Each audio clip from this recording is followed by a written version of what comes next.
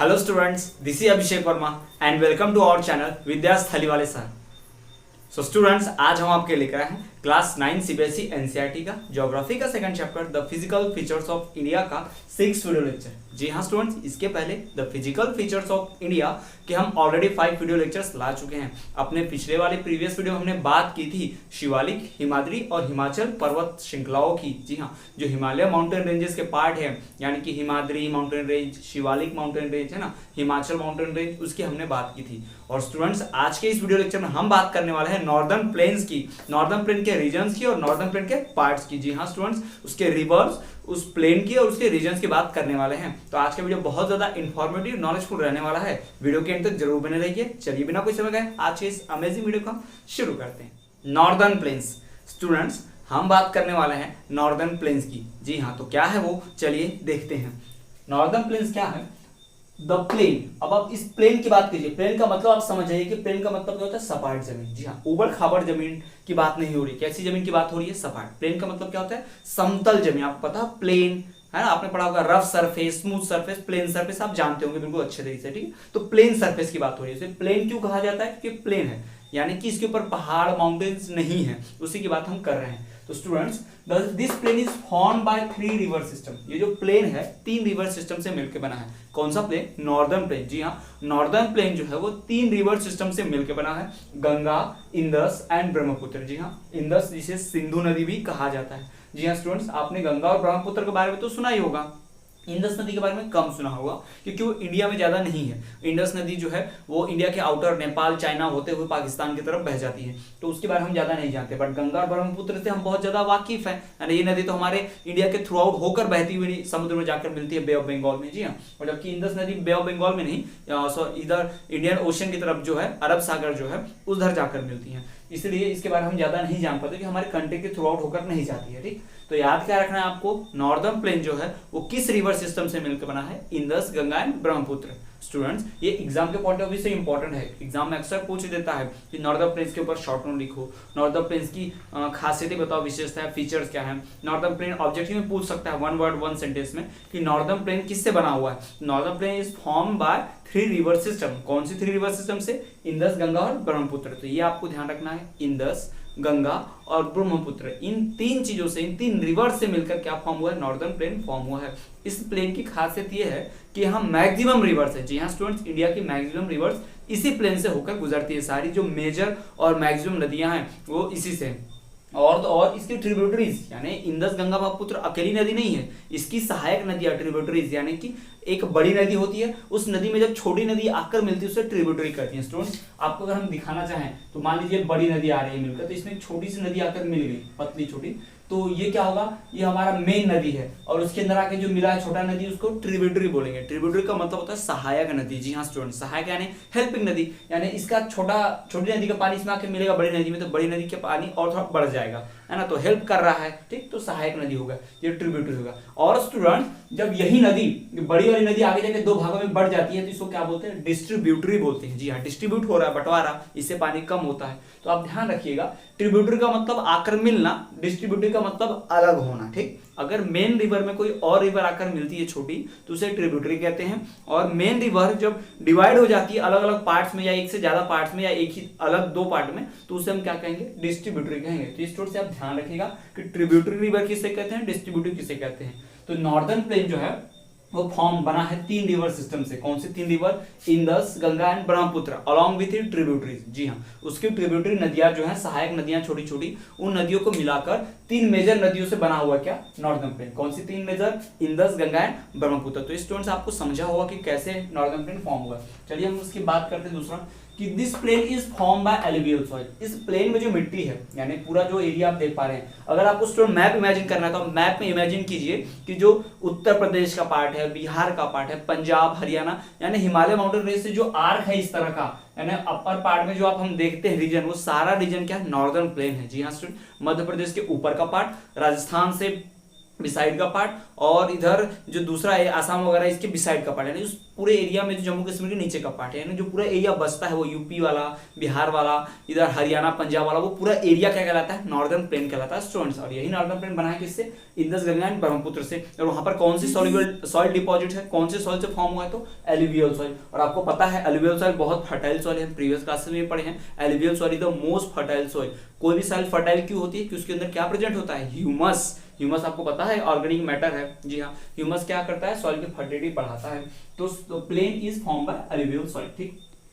अब alluvial soil से कैसे बन गया, the deposition of alluvium alluvial soil के अंदर जो चीज होती है उसको एलुवियम बोलते हैं। The deposition of alluvium in a vast basin, vast basin मतलब बहुत बड़े बेसिन है ना, the deposition of alluvium in a vast basin lying in the foot hills of Himalayas form this fertile plain, इसी fertile plain को बना है। Students आपको डायग्राम की मदद समझाते हैं, अगर आप देख पा रहे हैं डायग्राम की मदद, चलिए हम आपको समझाते हैं कि फॉर एग्जांपल ये हिमालय माउंटेन रेंजेस है, क्या है ये, हिमालय माउंटेन रेंजेस। स्टूडेंट्स आपको मैंने बताया था कि जब यहाँ पर पूरी तरह से प्लेन लैंड थी, ठीक, अभी हिमालय माउंटेन रेंज नहीं, मान लीजिए प्लेन लैंड है, ये भी प्लेन लैंड है, ये भी प्लेन लैंड है। जब दो प्लेन लैंड टकराए तो एक लैंड ऐसा ऊपर उठ गया, ठीक, आपको पता होगा, ठीक। तो जो प्लेन लैंड ऊपर उठा उसी से क्या बना, हिमालय माउंटेन रेंजेस बने। तो जहां से पहाड़ ऊपर उठा होगा, जैसे ये दो प्लेन लैंड टकराए तो एक पहाड़ ऐसा ऊपर उठ गया, तो जो ये पहाड़ ऊपर उठा तो यहाँ पर तो गड्ढा बन गया, यहाँ पर क्या बना, गड्ढा बना, बेसिन बना, ठीक। तो इस पूरे एरिया में क्या था, बेसिन था, ठीक है। बेसिन आप इमेजिन कर लीजिए, हाथ धोने बेसिन कैसा होता है। तो आप देख पा रहे स्टूडेंट्स, ये हिमालय माउंटेन रेंजेस है, और जहां से मिट्टी उठी थी वहां पर पूरा क्या है, बेसिन बना है, बहुत बड़ा बेसिन बना, फॉर्म हुआ है, गड्ढा फॉर्म हुआ है। तो स्टूडेंट्स क्या हुआ, जैसी बारिश होती थी या यहाँ से रिवर बहती थी हिमालय माउंटेन रेंजेस से, तो यहाँ की मिट्टी बह बहकर इस गड्ढे में आके गिरने लगी। इस हिमालय माउंटेन रेंजेस की मिट्टी जो है बहकर आने लगी। इस पूरे पर्वत जो श्रृंखलाएं हैं, आप जानते ही किस पार्ट में, इमेजिन कीजिए उत्तर प्रदेश समझ लीजिए, वो एरिया है उत्तर प्रदेश वाला, ऊपर माउंटेन रेंजेस है, तो उस माउंटेन रेंजेस से सारी की सारी जो है क्या हो रही है, वो सॉइल जो है ट्रांसफर होकर बहकर सॉइल इरोजन होने के साथ आ रही है और यहाँ पर आकर जमा हो रही है सारी की सारी। तो इसी हिमालय फुटहिल्स के पास है, फुटहिल्स मतलब देख लीजिए आप उस पर्वत के नीचे, तो पर्वत के पैरों के पास देखिए, the deposition of alluvium in a vast basin, vast मतलब देखो इतना बड़ा बेसिन, ठीक, lying in the foothills of Himalaya. देखिए हिमालय के फुटहिल्स यानी हिमालय के नीचे है, मतलब पर्वत के उसके क्या कहते हैं, चरणों के पास है, फुटहिल बोला गया उसको, पैरों के पास, ठीक, foothills of Himalaya form this fertile plain. और एक दिन इसमें क्या होगा, मिट्टी आके भरते गई। स्टूडेंट्स आपको क्या हम बताएं, थोड़ा सा आप इसको और गौर से देखिए। तो जब प्लेन लैंड से ऐसा कभी पानी बहता है और यहाँ पर गड्ढा है और कुछ ऐसा हो, तो प्लेन लैंड से जब पानी बहता है तो पानी इस पहले गड्ढे को भरता है, उसके बाद फिर यहाँ से पानी ऐसा बहना शुरू होता है। तो अक्सर आपने स्टूडेंट देखा होगा, जब ये मिट्टी होगी धीरे धीरे मिट्टी बह के जाएगी, इसमें जमा होगी जमा होगी जमा होगी, फाइनली ऐसी जमा हो जाएगी कि पूरा प्लेन दिखने लग जाएगा। जी हाँ स्टूडेंट्स, पानी ऊपर से जाने लगेगा। तो यही प्रोसेस सेम यहाँ पर भी हुआ है, कहाँ पे, नॉर्दर्न प्लेन में। नॉर्दर्न प्लेन क्या था आपको समझाते हैं, ये माउंटेन्स है और आप थोड़ा सा इसको समझिए, ये क्या है, एक बेसिन है, ठीक है, ये माउंटेन्स है और ये एक गड्ढे की तरह एक बेसिन है, ठीक, ये माउंटेन्स और ये बेसिन। तो माउंटेन में से मिट्टी आके इस बेसिन में भरी धीरे धीरे, और भरते भरते बेसिन पूरा प्लेन हो गया और एक समय ऐसा है कि पूरा प्लेन हो गया। अब ऊपर की मिट्टी बहकर आएगी। स्टूडेंट्स आपको पता होगा कि जो हिमालय माउंटेन रेंज है, अब इस हिमालय माउंटेन रेंज से अगर सॉइल इरोजन हो रहा है, ये पूरी प्रोसेस लाखों करोड़ों साल की प्रोसेस है स्टूडेंट्स, एक दो दिन की नहीं, लाखों करोड़ों साल की प्रोसेस है। तो मिट्टी जो बहकर आ रही है ऊपर से, तो अपर लेयर ही रिमूव हो रहा है उस माउंटेन से, और अपर लेयर में क्या प्रेजेंट होता है, ह्यूमस। ह्यूमस प्रेजेंट है तो कौन सा सॉइल बनेगा भाई, एलुवियल सॉइल ही बनेगा। वही तो बोला गया, ऑब्वियस सी बात है। आप तो इतना समझते ही हैं कि अगर अपर लेयर की मिट्टी बह क्या होगी, जमीन की अंदर की मिट्टी तो अपने आप नहीं बहेगी ना, पहले कौन सी बहती है, ऊपर की लेयर की मिट्टी। तो वही ऊपर की लेयर की मिट्टी आके इस बेसिन में, लार्ज बेसिन में डिपॉजिट होती गई, जमा होती गई, इकट्ठा होती गई, और वहां पर क्या फॉर्म हो गया, एक प्लेन फॉर्म हो गया। ठीक है स्टूडेंट्स, तो वही इस पॉइंट का मतलब है, the deposition of alluvium in a vast basin lying in the foot hills of Himalayas form the fertile plain, form this fertile plain. तो आपको समझ गया होगा कि कैसे उस लार्ज बेसिन को हिमालय फुट हिल्स के एलुवियम सॉइल ने डिपॉजिट किया और फर्टाइल प्लेन बना, उपजाऊ समतल जमीन बनी। ठीक है, it spreads over an area of 7 lakh square kilometre. ये पूरा एरिया जो है 7 लाख स्क्वायर किलोमीटर तक फैला हुआ है, यानी पूरा वो जो पंजाब है, हरियाणा है, उत्तर प्रदेश है, बिहार है, पूरा जो एरिया आप देख पा रहे हैं वो कितना है, 7 लाख स्क्वायर किलोमीटर का है student. This plains are about, और ये प्लेन चौड़ाई कितनी है इनकी, ठीक, this plains are about 2400 kilometre long and between 240 kilometre broad. अभी लंबे कितने हैं, 2400, 2400 किलोमीटर, यानी कि यहां से लेकर और यहां तक नाप लिया जाए ऐसा लंबाई, तो कितना है टोटल 2400 किलोमीटर लॉन्ग है। और इसकी ब्रॉड यानी इसके चौड़ाई नापा जाए, ऐसे चौड़ाई नापी जाए इसकी यहाँ से यहाँ तक, तो चौड़ाई नापेंगे तो कितना आएगा 240 से 320 किलोमीटर। यहाँ पे 240 होगा, यहाँ पे 320 होगा, कुछ है ऐसा। यानी लंबे में कितना है ये 2400 किलोमीटर, ठीक, मतलब पंजाब हरियाणा से लेकर बिहार तक ऐसा लंबा 2400 किलोमीटर। और चौड़ा कितना है हिमालय से लेकर यहाँ यूपी तक कितना चौड़ा है वो 240 किलोमीटर ब्रॉड। जी हाँ स्टूडेंट, लंबाई कितनी होगी इसकी 2400 किलोमीटर और चौड़ाई कितनी होगी इसकी 240 to 320 किलोमीटर ब्रॉड है, चौड़ाई इसकी इतनी है, ठीक। दिस एरियाज आर, ये जो पूरा एरिया है नॉर्दर्न प्लेन, अब की बात कर रहे हैं, ये लाखों करोड़ों साल पहले ये सब हुआ तब जाके प्लेन बना हुआ, उसके बाद की बात कर रहे हैं, प्रेजेंट टाइम की बात कर रहे हैं। दे आर डेंसली पॉपुलेटेड, ये बहुत ही घने हैं, they are densely populated due to fertile soil, fertile soil होने के कारण, जी हाँ उपजाऊ मिट्टी होने के कारण ये बहुत घना एरिया है। पुराने समय क्या होता था स्टूडेंट, सब लोग खेती करते थे, तो खेती करने के लिए क्या चाहिए थी जमीन, तो इंडिया में जहां भी लोग थे वो सब उड़ उड़ के कहाँ जाने लगे, इस नॉर्दर्न प्लेन में जाने लगे, यानी यूपी बिहार में जाकर बसने लग गए लोग, ज्यादातर लोग। क्यों, आप देखिए यूपी बिहार पंजाब हरियाणा ये बहुत ही पॉपुलेटेड स्टेट्स है ना, पंजाब हो गया, यूपी हो गया, बिहार हो गया, ज्यादा पॉपुलेटेड स्टेट्स है। क्यों, क्योंकि ये प्लेन एरिया है, यहाँ पे खेती लायक जमीन बहुत सारी है, तो लोग ज्यादा खेती उगाना ज्यादा अनाज उगाना चाहते थे, और नदियां भी चाहिए थी, तो ये सब चीजें कहाँ मिली उन्हें, इसी नॉर्दर्न प्लेन में मिली। एमपी में आते तो पहाड़ मिलते उनको, जम्मू कश्मीर जाते हुए बर्फ मिलती, तो वो दोनों एरिया जो सुटेबल नहीं है रहने के लिए, इन लोगों के लिए जो पीपल लोग होते हैं कॉमन उन लोगों के लिए, तो इससे लोग क्या हो गए आके इसी नॉर्दर्न प्लेन में रहने लग गए, इससे यहाँ पर बहुत ज्यादा घनी आबादी होगी, ज्यादा लोग जनसंख्या वहां बढ़ गई, ठीक। They are densely populated due to the fertile soil, adequate water supply, भरपूर पानी यहाँ पर, पहले बताया इतनी सारी रिवर्स है, इंदस गंगा ब्रह्मपुत्र, और तो उसकी फिर ट्रिब्यूटरीज नदियां भी है स्टूडेंट्स है ना, तो इतनी सारी बड़ी नदियां और ट्रिब्यूटरीज नदियां के होने की वजह से क्या हुआ है वहां पर ज्यादा लोग रहना चाहते हैं, क्योंकि पानी भरपूर मात्रा में है। फेवरेबल क्लाइमेटिक एंड टेरेन, वहां पे क्लाइमेटिक कंडीशन बड़ा फेवरेबल है, यानी मौसम भी बढ़िया रहता है, ना बहुत ज्यादा गर्मी पड़ती है ना बहुत ज्यादा ठंडी पड़ती है, ना ही बहुत ज्यादा इतना बरसात हो जाता है कि बहुत ज्यादा हद से ज्यादा बाढ़ में डूब जाए हर साल, ऐसा भी नहीं हो पाता वहां पर है ना। तो इस तरह की कंडीशन होती है वहां पर। The rivers originating from the northern mount slow down due to gentle slope. जी हाँ स्टूडेंट्स, यहां से जो रिवर्स निकलती हैं, ये जो हमारा हिमालय माउंटेन रेंज है और ये क्या है हमारा नॉर्दर्न प्लेन्स। स्टूडेंट्स आपको समझने में थोड़ी दिक्कत हो रही है, आपको क्लियर कर देते हैं कि इसको मिटा के इरेज करके हम आपको क्लियर करते हैं, कैसे फिर से समझाते हैं। देखिए स्टूडेंट्स, यहाँ पर क्या बताया जा रहा है कि जो नॉर्थ माउंटेन से रिवर्स निकलती है, अब इस नॉर्थ माउंटेन से रिवर निकल रही है, ठीक है, ऐसे नदी निकल रही है, ठीक है, तो ये नदी निकल रही है, ठीक है, ये रिवर निकल रही है। तो उसने कहा क्या है, the rivers originating from the northern mountains, इस नॉर्थ माउंटेन से जो रिवर निकल रही है, जो नदियां निकल रही हैं, slow down due to gentle slope. अब ये क्या हो जाती है, स्लो डाउन होती है, धीमी पड़ जाती है, स्लोप कम है। अब देखिए ऊंचाई से गिर रही थी नदियां पहाड़ पर से, तो बहुत स्पीड से, यहाँ से पानी बहुत स्पीड से आएगा, झरने से जब ऊपर से पानी गिरता है तो बहुत स्पीड से आता है, लेकिन बाद में जब वो प्लेन गिरने के बाद जब प्लेन लैंड पर आता है तो स्लोली नदी बहने लगती है, ठीक। तो यहाँ पर जब नदी आता है, पानी आता है नदी का, तो स्लोली जेंटल स्लोप आता है, यहाँ तो बहुत फास्ट गिरता है, यानी the river originated from the northern mountain slow down due to gentle slope. ये बहुत ही जेंटल स्लोप है, बहुत ही जैसे मान लीजिए फॉर एग्जांपल ये कुछ ऐसा स्लोप वाला एरिया देखिए, ऐसे झुका हुआ स्लोप वाला एरिया, तो यहाँ पानी डालेंगे तो फटाक से गिर जाएगा, जबकि अगर ऐसा प्लेन बना दे तो यहाँ पानी डाले तो फटाक से नहीं गिरेगा पानी, यहाँ तक रोल होगा, धीरे धीरे धीरे फिर गिरेगा, ठीक है ना। तो यही काम होता है, यहाँ पे बहुत बड़ा हाइट है, स्लोप ज्यादा है और यहाँ स्लोप कम है, तो जब जेंटल स्लो है इसलिए क्या होता है, रिवर का फ्लो रुक जाता है, और रिवर का पानी स्लो है तभी तो बहुत अच्छी बात है ना, उस धीमी पानी में ही क्या कर सकते हैं, उस धीमे पानी का इस्तेमाल करके खेती कर सकते हैं, उसमें नाव चला सकते हैं, उसी से ट्रांसपोर्ट चल सकता है। अगर पानी बहुत फास्ट होता है एकदम ऐसा झरने जैसा, तो उसमें तो ना नाव चलती है ना उसका पानी इस्तेमाल कर सकते हैं खेतों के लिए, तो बहुत गड़बड़ वाली बात होती है। तो यहाँ पर कंडीशन देखिए कितनी अच्छी है कि पानी भी स्लो हो जा रहा है लोगों की खेती करने के लायक, ठीक। Majuli is the largest inhabited riverine island. जी हाँ स्टूडेंट्स, सो ये छूट गया। This results in formation of river island. ये जो स्लो डाउन होता है ना, क्या स्लो डाउन होता है, रिवर का बहना, ये रिवर का पानी जो स्लो हो जाता है, इसके वजह से रिवर राइन आइलैंड्स बनते हैं। क्या बनते हैं, रिवर राइन आइलैंड। अब रिवर राइन आइलैंड क्या होता है स्टूडेंट, देखिए रिवर राइन आइलैंड का मतलब क्या, अगर ऐसी रिवर बह रही है, ये रिवर बह के आ रही है, और अगर इस रिवर के बहने के बीच में कुछ ऐसा पहाड़ जैसा कुछ भी जमीन आ जाए और रिवर ऐसी बट जाए फिर आगे जाके मिल जाए, तो आप देख पा रहे हो बीच में ये जमीन दिख रही है, लेकिन इधर आजू बाजू पूरा पानी आ जाता है, फिर नदी यहाँ आपस में मिल जाती है, यानी नदी इसकी वजह से बटी लेकिन आगे जाके जुड़ गई।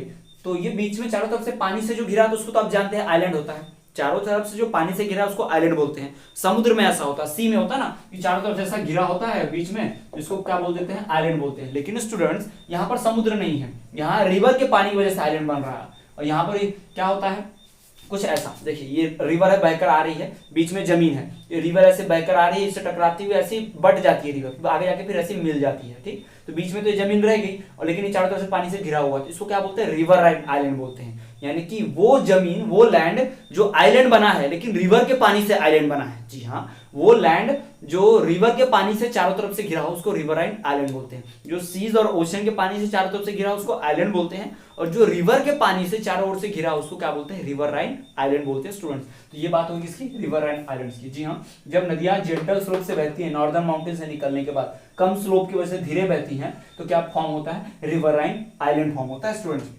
और इसमें Majuli is the largest inhabited riverine island, और इस सब में रिवराइन में सबसे बड़ा क्या है, मजुली है, याद रखिएगा, Majuli is the largest inhabited riverine island in the world and lies in the Brahmaputra river. जी हाँ, इसी इंडस, गंगा, ब्रह्मपुत्र, इन तीनों में से जो ब्रह्मपुत्र नदी है, नॉर्दर्न प्लेन में जो ब्रह्मपुत्र नदी बहती है वो दुनिया का सबसे बड़ा रिवराइन आइलैंड बनाती है। जी हाँ स्टूडेंट, ब्रह्मपुत्र जो है दुनिया का सबसे बड़ा रिवराइन आइलैंड बनाती है, उसका नाम क्या है, Majuli. Majuli is the largest inhabited riverine island in the world and lies in the Brahmaputra river, और कहां पाई जाती है, ब्रह्मपुत्र रिवर में पाई जाती है, ठीक। Due to deposition of silt, silt मतलब होता है झाग, गाद होता है एक्चुअली, झाग मतलब सिर्फ आप देखते होंगे हम जो निरमा का पैकेट घोल देते हैं पानी में कपड़े धोने के लिए, तो जो फोम जैसा आता है झाग, उसको झाग बोलते हैं, ठीक। लेकिन उसमें अगर कचरा भी जमा होता है, आप देखते हैं कई बार, अक्सर अगर आपने पता नहीं गौर किया कि नहीं, जहां झरने का पानी गिरता है या नदी का पानी गिरता है, या कई बार नाले में भी जब पानी गिरता है, तो आप देखते हैं नाले में कचरे की वजह से वहां पे झाग जैसा जमा हो जाता है, बट एक्चुअली उसमें तो कोई निरमा नहीं घुला है, पर वो झाग जो कचड़े का होता है, उसके अंदर कचरा भी होता है बहुत सारा, तो उसको गाद बोलते हैं, झाग नहीं, उसको क्या बोलते हैं, गाद बोलते हैं। जो फोम और डस्ट जो भी कचरा होगा सब मिक्सअप होता है उसमें, तो उसको हम क्या कहते हैं, गाद कहते हैं या फिर झाग कहते हैं, तो उसको सिल्ट बोला गया है। Due to deposition of silt, silt होने की वजह से क्या होता है, the river splits into a number of channels, this channels are called distributaries. क्या कहलाते हैं, डिस्ट्रीब्यूटरीज। जी हाँ स्टूडेंट्स, ये भी कहानी कुछ ऐसी आपको डायग्राम बनाकर सुनाते हैं। देखिए ऐसी रिवर बह रही है, रिवर बह रही है, रिवर आ रही है, बट क्या होता है यहाँ पे खूब सारा झाग जमा हो गया है, खूब सारा झाग, यानी समझ लीजिए ये रिवर है, ये रिवर है ऐसी सिंगल रिवर, ये रिवर है, समझिए सिंगल रिवर ऐसी जा रही है सिंगल रिवर, लेकिन आगे खूब सारा झाग कचरा जमा है, तो क्या होगा, वो कचरे में से कहीं कहीं से पानी पास होगा, कहीं कहीं से पास होगा पानी, ठीक। तो आप देख रहे हैं पानी अलग अलग डायरेक्शन में उड़ेगा, इधर जाएगा, इधर जाएगा, इधर जाएगा, तो क्या होता है, इस कचरे में से जब पानी निकलता है रिवर का, तो इधर तो इधर तो इधर ऐसे बट जाता है, तो छोटी छोटी नहरें बनती है, जिसे चैनल्स कहते हैं। चैनल्स मतलब क्या होता है, नहर बनती है। यानी कि रिवर डिपोजिशन में, रिवर में जब सिल्ट डिपॉजिट हो जाता है तो क्या फॉर्म होते हैं, चैनल्स फॉर्म होते हैं। जी हाँ स्टूडेंट्स, यही बताया गया है। Due to deposition of silt, यानी गाद जमा हो जाने से, पानी जो अपने साथ कचरा भी लाता है, पॉल्यूशन भी लाता है, पानी गिरने की वजह से उसमें गाद झाग ये सब बनता है, जिसकी वजह से रिवर का रास्ता जाम हो जाता है, और वो क्या करता है, फिर अलग अलग भाग में बढ़ जाती है, वो रिवर डिस्ट्रीब्यूट हो जाती है, तो उसको क्या बोलते हैं, चैनल्स बोलते हैं। तो यहीं पर देखिए, दे आर कॉल्ड डिस्ट्रीब्यूटरीज। क्या कहा जाता है उसे, डिस्ट्रीब्यूटरीज कहा जाता है स्टूडेंट्स। तो ये आपको समझ गया होगा कैसे नॉर्दर्न प्लेन्स में वर्क होता है, ठीक। तो चलिए ओवरऑल एक रिवीजन ले लेते हैं। नॉर्दर्न प्लेन जो बना है किससे, इंडस, गंगा और ब्रह्मपुत्र रिवर सिस्टम से, और उससे ट्रिब्यूटरीज भी। दूसरी बात, this plain is form by alluvial soil, किससे बना है, एलुवियल सॉइल से। और कैसे बना है, जब हिमालय माउंटेन जो था उसके फुटहिल से एलुवियल सॉइल आके डिपॉजिट हो गई। देखिए, the deposition of alluvium in a vast basin lying in the foothills of Himalaya form the fertile plain. इसी से क्या बना है, फर्टाइल प्लेन बना है। It spreads over the area of 7 lakh square kilometre. कहां तक फैला है पूरा northern plain, 7 lakh square kilometre तक। और ये चौड़ा कितना है, लंबा कितना है, इसकी लंबाई 2400 kilometre long and 240 to 320 kilometre broad है। चौड़ा कितना है, 240 से 320 किलोमीटर चौड़ा और 2400 किलोमीटर लंबा, ठीक। दे आर डेंसली पॉपुलेटेड, ये बहुत ही घने हैं। क्यों घने हैं, क्योंकि प्लेन है, बहुत अच्छा पानी, सुटेबल पानी अवेलेबल है, एडिक्वेट भरपूर मात्रा में पानी अवेलेबल है, और फेवरेबल क्लाइमेटिक कंडीशंस है, रहने लायक अच्छा मौसम है, अच्छा वातावरण है, इसलिए लोग रह रहे, जलवायु अच्छी वहाँ की, ठीक। इस रिवर से क्या होता है, जो रिवर यहाँ से निकलती है वो रिवर क्या करती है, स्लोप के कारण स्लो डाउन हो जाती है, और स्लो डाउन के कारण क्या बनता है, रिवराइन आइलैंड बनता है। ये रिवराइन आइलैंड क्या होता है बता दिए, जो रिवर के पानी से, जो लैंड रिवर के पानी से चारों ओर घिरा होगा उसको रिवराइन आइलैंड बोलेंगे, जो सी और ओशियन के पानी से चारों ओर घिरा होगा उसको आइलैंड बोलेंगे, ठीक। और इसमें रिवराइन आइलैंड में एक मजुली जो है एक लार्जेस्ट रिवराइन आइलैंड है। क्या है, मजुली लार्जेस्ट रिवराइन आइलैंड है पूरे वर्ल्ड में, और जो कहां पर है, ब्रह्मपुत्र नदी की वजह से बनता है। तो ब्रह्मपुत्र नदी जो है अलग अलग भागों में बढ़ती होगी, उस भागों, दोनों भाग के बीच में क्या रह जाता हो, कोई लैंड, उसी लैंड को बोला गया है मजुली। तो Majuli is the largest riverine island in the world which is formed bye Brahmaputra river, ठीक है स्टूडेंट्स। इसमें क्या होता है, इस रिवर में सिल्ट का डिपोजिशन होता है। सिल्ट मतलब गाद, यानी कि बहुत ही कचरा वगैरह मिलके जब झाग के साथ मिलता है कचरा वगैरह तो सिल्ट बनता है। तो ये सिल्ट क्या करता है, रिवर के रास्ते में रुकावट बनता है, तो रिवर का पानी अलग अलग बढ़ जाता है, डिस्ट्रीब्यूट होता है, और इसी को क्या बोलते हैं, डिस्ट्रीब्यूटरीज बोलते हैं, जिसकी वजह से क्या फॉर्म होते हैं, चैनल्स, यानी कि नहर फॉर्म होता है स्टूडेंट्स। तो ये बात कर ली हमें, देखिए नॉर्दर्न प्लेन्स की, तो ये हमारा नॉर्दर्न प्लेन्स है। नॉर्दर्न प्लेन्स के बारे में आपने जाना, इंट्रोडक्शन देख लिया कि नॉर्दर्न प्लेन्स किन रिवर सिस्टम से बना है, उसका लेंथ क्या है, कितना लॉन्ग है, कितना ब्रॉड है, उसका फॉर्मेशन कैसे हुआ, वहाँ पे सॉइल कैसी है, और नॉर्दर्न प्लेन जो है वो इतना डेंसली पॉपुलेटेड क्यों है, वहाँ पे फेवरेबल क्लाइमेटिक कंडीशन है ना, एडिक्वेट वाटर सप्लाई है। ये सारी चीजें हमें देखने मिलती है कहाँ, नॉर्दर्न प्लेन्स में। और तो हमने देखा कि वहाँ पे जो रिवर बहती है वो क्या है, स्लो डाउन हो जाती है, जिसके वजह से स्लो डाउन होने से उसका पानी इस्तेमाल करने लायक बहुत आसान हो जाता है। और तो और वहाँ पे जो रिवर एंड आइलैंड बनते हैं, साथ ही साथ वहाँ जो सिल्ट होती है वो क्या करती है, रिवर को चैनल्स में बांट देती है, जिसे क्या कहते हैं, डिस्ट्रीब्यूटरीज कहते हैं। तो स्टूडेंट्स ये बात होगी नॉर्दर्न प्लेन्स की। चलिए अब हम बात करते हैं हमारे अगले टॉपिक की। सो स्टूडेंट, जैसा कि अभी हमने नॉर्दर्न प्लेन्स के बारे में जाना, अब हम बात करेंगे कुछ उसके पार्ट्स की भी। जी हाँ स्टूडेंट, नॉर्दर्न प्लेन्स के कुछ पार्ट्स हैं, तो क्या है वो पार्ट्स, चलिए देखते हैं।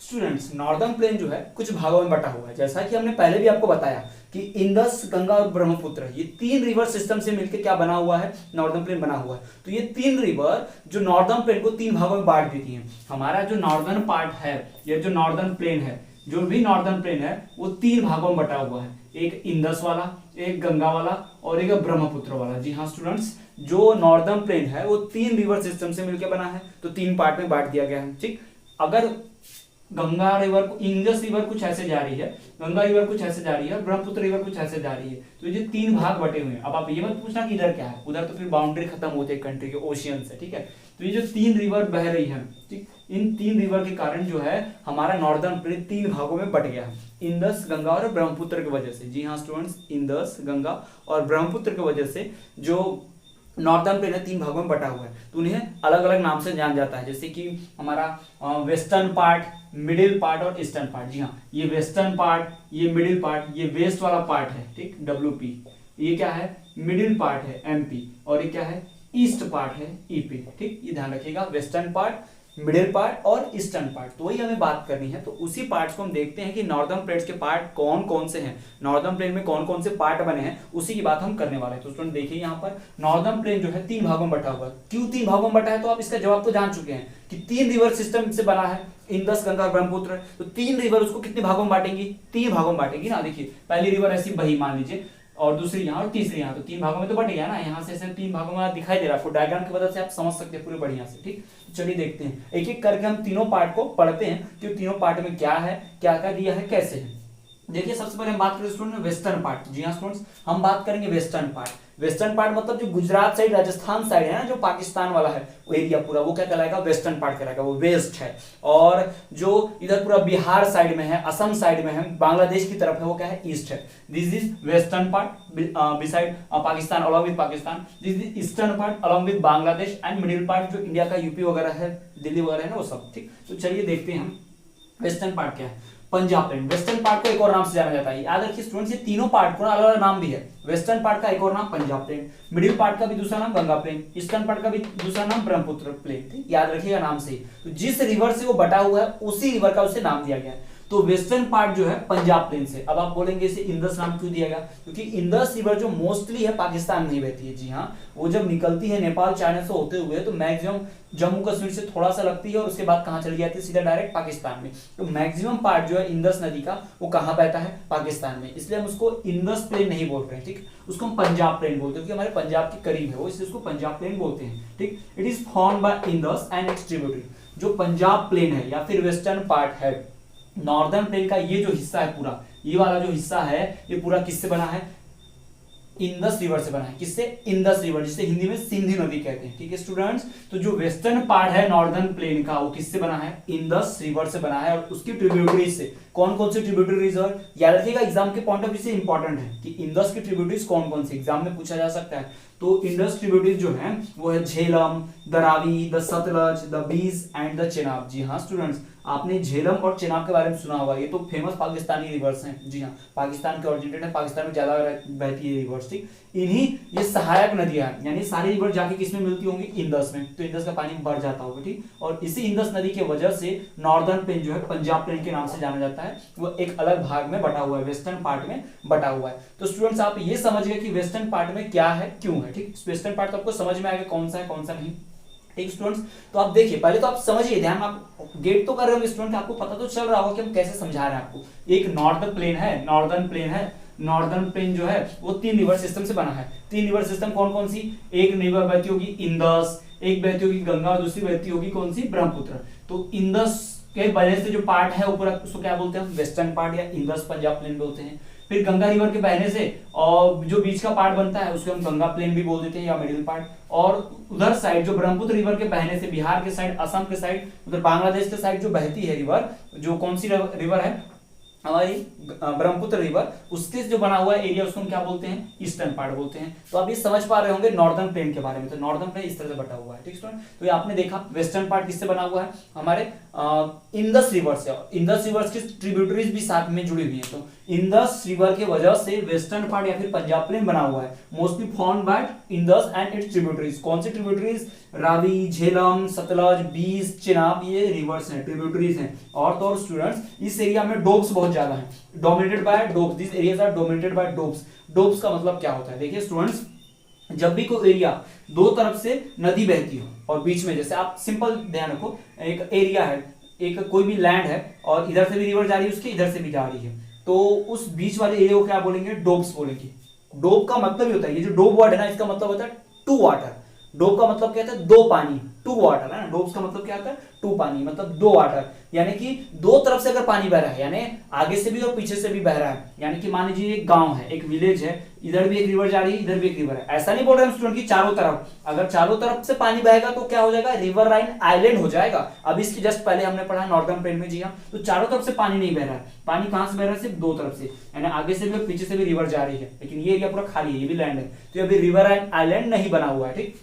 इधर से भी पानी है, इधर से भी पानी, इधर से भी रिवर बह रही है, इधर से भी, दो तरह के वाटर हो गए। टू वाटर का मतलब क्या, डोब्स। तो जो जमीन दो रिवर्स के बीच में होती है ना, उसे क्या कहते हैं, डोब्स कहते हैं। जी हाँ students, the land between divided between the two waters के बीच में जो होता है ना लैंड, उसको क्या बोलते हैं, डोब्स बोलते हैं। तो वेस्टर्न पार्ट में बहुत ज्यादा डोब्स है, आपको ध्यान रखना है डोब्स क्या होता है, कैसे बनता है, कहां पर पाया जाता है। याद रखिए वेस्टर्न पार्ट में बहुत ज्यादा डोब्स हैं, this area is totally dominated by Dobbs. तो ये बात हो गई डोब्स की। चलिए स्टूडेंट, अब हम बात करते हैं मिडिल पार्ट, ठीक। पहला पार्ट जो है इंदस की वजह से है, इंदस गंगा ब्रह्मपुत्र, यही सीक्वेंस याद रखिए, आईजीबी इंदस गंगा ब्रह्मपुत्र। तो वेस्टर्न, फिर मिडिल और ईस्ट है ना। आईडब्ल्यू मतलब Indus western part, Ganga middle part, GM और बीई, आईडब्ल्यू जीएम बी, याद रखिए ना। जो ब्रह्मपुत्र है वो ईस्टर्न पार्ट, गंगा जो है मिडिल पार्ट, और जो इंदस है वो वेस्टर्न पार्ट। तो हमने बात कर ली वेस्टर्न पार्ट, जिसे पंजाब प्लेन भी बोलते हैं, जो इंदस और उसकी ट्रिब्यूटरीज से बनती है, जहां पर डोब्स बहुत ज्यादा पाए जाते हैं। ये तो हुई पूरी वेस्टर्न पार्ट की बात, ये आप क्लियर समझ गए होंगे आई होप, ठीक। अब हम बात करते हैं मिडिल पार्ट की, जो मध्य वाला पार्ट है, नॉर्दर्न प्लेन का जो बीच का हिस्सा है, उसकी बात हम करते हैं। तो मिडिल पार्ट को एक और नाम से जानते हैं, क्या, गंगा प्लेन। जी हाँ स्टूडेंट्स, मिडिल पार्ट को गंगा प्लेन के नाम से भी जानते हैं। जो मिडिल पार्ट है नॉर्दर्न प्लेन का, जो किसकी वजह से बना है, गंगा रिवर की वजह से बना है, तो उसको क्या बोलेंगे भाई, गंगा रिवर ही तो बोलेंगे ना। और एक बात थोड़ा सा दिमाग लगाइए आप, ये गंगा रिवर और इंदस रिवर, इसके बीच की जगह को हम क्या बोलेंगे, डोब्स बोलेंगे ना। क्यों, क्योंकि आगे से भी पानी और पीछे से भी पानी, जब दो वाटर हो गए, दो रिवर बह रही है, तो उसको क्या बोलेंगे, डोब्स बोलेंगे। तो ये भी गंगा प्लेन जो है ना पूरा डोब्स भी है, खुद एक डोब्स है, बहुत सारे डोब्स नहीं है वहां, क्योंकि वहां ट्रिब्यूटरी रिवर ज्यादा नहीं है, ठीक है, इसीलिए सिर्फ डोब है अकेला, बहुत सारे नहीं। तो मिडिल पार्ट को क्या बोलते हैं, गंगा प्लेन। वेस्टर्न पार्ट को क्या बोलते थे, पंजाब प्लेन। मिडिल पार्ट को क्या बोलते हैं, गंगा प्लेन, ठीक। इस एक्सटेंडेड फॉर्म, ये कहां से कहां तक फैला है, extended from the Jhajjar river to Teesta river. जी हाँ, ये झज्जर रिवर है और तीस्ता रिवर है, ठीक। ये ट्रिब्यूटरीज है गंगा की, याद रखिएगा आपको, झज्जर और तीस्ता तक फैला हुआ है। थ्रू द स्टेट्स ऑफ, किन किन राज्यों से बहता है, कौन कौन राज्य में ये पूरा मिडिल पार्ट आता है। तो हरियाणा, दिल्ली, यूपी, बिहार, झारखंड, ये पूरा एरिया क्या कहलाता है, हमारा जो प्लेन है, मिडिल प्लेन है, मिडिल पार्ट है, गंगा प्लेन को हम बोलते हैं। नॉर्दर्न प्लेन के मिडिल पार्ट को हम गंगा प्लेन कहते हैं। ये कहां से कहां तक फैला है? झज्जर रिवर से लेकर तीस्ता रिवर तक फैला हुआ है। और इस झज्जर और तीस्ता रिवर के वजह से कौन कौन से स्टेट से पूरा पार्ट जाता है, यानी कि मिडिल पार्ट जो गंगा प्लेन जो है उसमें कौन कौन से राज्य हैं या कौन से राज्य को मिलकर गंगा प्लेन बना हुआ है? तो वो है हमारा हरियाणा, दिल्ली, यूपी, बिहार और झारखंड। जी हाँ स्टूडेंट, हरियाणा, दिल्ली, यूपी, बिहार और झारखंड। तो ये अब आप समझे होंगे कि ये मिडिल पार्ट क्या है, मिडिल पार्ट में क्या क्या है। चलिए स्टूडेंट्स हम बात करते हैं ईस्टर्न पार्ट की। ईस्टर्न पार्ट क्या है, उसमें क्या क्या आता है? तो जाहिर सी बात है ईस्टर्न पार्ट जो है कौन सी रिवर से बना हुआ? ब्रह्मपुत्र। इसको नाम क्या देंगे? ब्रह्मपुत्र प्लेन। जी हाँ, तो ईस्टर्न पार्ट का क्या नाम है? ब्रह्मपुत्र प्लेन नाम है। ठीक, ये कहां से कहां तक फैला है? जैसे झज्जर से तीस्ता रिवर तक फैला था, जिसमें क्या आते थे? हरियाणा, दिल्ली, यूपी, बिहार, झारखंड आते थे।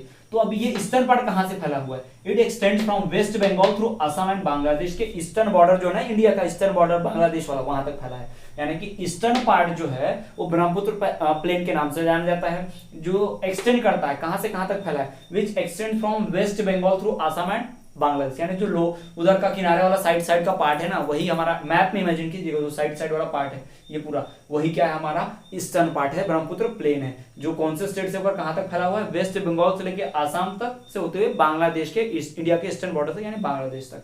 तो स्टूडेंट्स ये बात करें हमने parts of northern plain. Northern plain जो है 3 भागों में बटे हैं। कौन से 3 भागों में बटा है? Punjab plain, Ganga plain, Brahmaputra plain. क्यों? 3 रिवर की वजह से, इंदस, गंगा, ब्रह्मपुत्र। जो वेस्टर्न पार्ट है उसको हम क्या बोलते हैं? पंजाब प्लेन बोलते हैं, क्योंकि इंदस रिवर ज्यादातर पाकिस्तान में बहती है, इसलिए उसको हम इंदस प्लेन नहीं बोलते। ठीक, वो बनती कैसे है? इंदस रिवर से। वेस्टर्न पार्ट कैसे बना है? इंदस रिवर से, उसके ट्रिब्यूटरीज जो है रावी, झेलम, सतलज, बेइस, चेनाब, ये है। ठीक, उसके बाद आते हैं मिडिल पार्ट की। मिडिल पार्ट क्या है? गंगा प्लेन है। वो कैसे बना है? गंगा रिवर से। कहां से कहां तक फैला है? झज्जर से तीस्ता रिवर तक, है ना, जो कहां से कहां तक जाते हैं? हरियाणा, दिल्ली, यूपी, बिहार, झारखंड, इतने रिवर में, इतने स्टेट्स में फैला हुआ है। और फिर आता है आखिरी पार्ट, सबसे किनारे वाले पार्ट, ईस्टर्न पार्ट, उसको क्या बोलते हैं? ब्रह्मपुत्र प्लेन बोलते हैं, कि ब्रह्मपुत्र रिवर से बना है। और ये कहां से कहां तक फैला है? वेस्ट बंगाल से लेकर आसाम तक जाता है और बांग्लादेश तक, extends from West Bengal through Assam and Bangladesh. तो स्टूडेंट्स ये था नॉर्दर्न प्लेन का पार्ट। जी हाँ स्टूडेंट्स, आई होप कि आपको समझ में आया होगा। स्टूडेंट्स आज के इस वीडियो लेक्चर में हमने बात की नॉर्दर्न प्लेन्स की, और तो हमने देखा कि नॉर्दर्न प्लेन के पार्ट्स कौन कौन से होते हैं। स्टूडेंट्स आई होप ये वीडियो लेक्चर को पसंद आया हो। आज के वीडियो लेक्चर में इतना ही।